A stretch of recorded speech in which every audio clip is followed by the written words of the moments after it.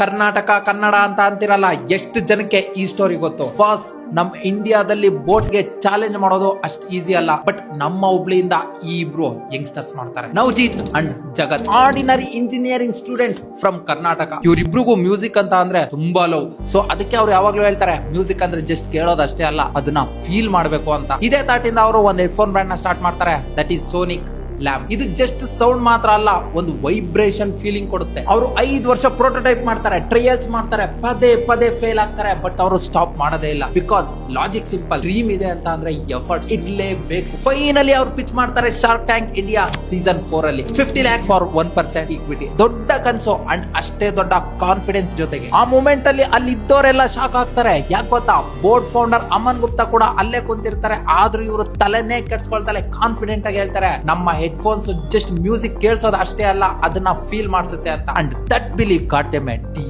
ಇಬ್ರು ಹುಬ್ಳಿ ಇಂಜಿನಿಯರ್ಸ್ ಕನ್ಸ್ ಕಟ್ಕೊಂತಾರೆ, ನಮ್ಮ ಇಂಡಿಯಾಗೆ ಒಂದು ಪ್ರೀಮಿಯಂ ಇನೋವೇಷನ್ ಕೊಡ್ಬೇಕು ಅಂತ ಅಂಡ್ ಕೊಡ್ತಾರೆ ಕೂಡ. ಬಟ್ ನೀವಿನ್ನು ನಿಮ್ಮ ಐಡಿಯಾ ಮೇಲೆ ಡೌಟ್ ಪಡ್ತಾ ಇದ್ರೆ ಇಲ್ಲಿಗೆ ನಿಲ್ಸಿ ಅಂಡ್ ಪರ್ಫೆಕ್ಟ್ ಟೈಮ್ಗೋಸ್ಕರ ವೇಟ್ ಮಾಡೋದನ್ನ ಬಿಟ್ಟು ಇವಾಗಲೇ ಸ್ಟಾರ್ಟ್ ಮಾಡಿ. ಅಂಡ್ ಈ ಸ್ಟೋರಿ ನಮ್ಮ ಕರ್ನಾಟಕದ ಎಲ್ಲೆಲ್ಗೂ ರೀಚ್ ಆಗ್ಬೇಕು, ಆ ತರ ಶೇರ್ ಮಾಡಿ. ಮತ್ತೆ ಸಿಗ್ತೀವಿ. ಸೊ ಯಾರೆಲ್ಲ ಬಿಸ್ನೆಸ್ ಸ್ಟಾರ್ಟ್ ಮಾಡಬೇಕು ಅನ್ಕೊಂಡಿದ್ದೀರಾ, ನಿಮ್ಗೆಲ್ಲ ಒಂದು ಆಪರ್ಚುನಿಟಿ. ಅದೇನಂತ ಅಂದ್ರೆ V.9 ಇವೆಂಟ್ಸ್ ಅವರು ಇದೇ 10th ಅಕ್ಟೋಬರ್ ಅವರ ಅಡ್ಮಿಷನ್ಸ್ ನ ಕ್ಲೋಸ್ ಮಾಡ್ತಾ ಇದ್ದಾರೆ. ಇಲ್ಲಿ ನೀವು ಇವೆಂಟ್ ಮ್ಯಾನೇಜ್ಮೆಂಟ್ ನ ಫ್ರಮ್ ಸ್ಕ್ರಾಚ್ ಇಂದ ಕಲ್ತ್ಕೊಬಹುದು. ಸೊ ಇವಾಗಲೇ ಹೋಗಿ ಅವ್ರನ್ನ ಕಾಂಟ್ಯಾಕ್ಟ್ ಮಾಡಿ ಅಂಡ್ ಈ ಆಪರ್ಚುನಿಟಿನ ಯಾರು ಮಿಸ್ ಮಾಡ್ಕೊಬೇಡಿ ಅಂತ ಹೇಳ್ತೀನಿ.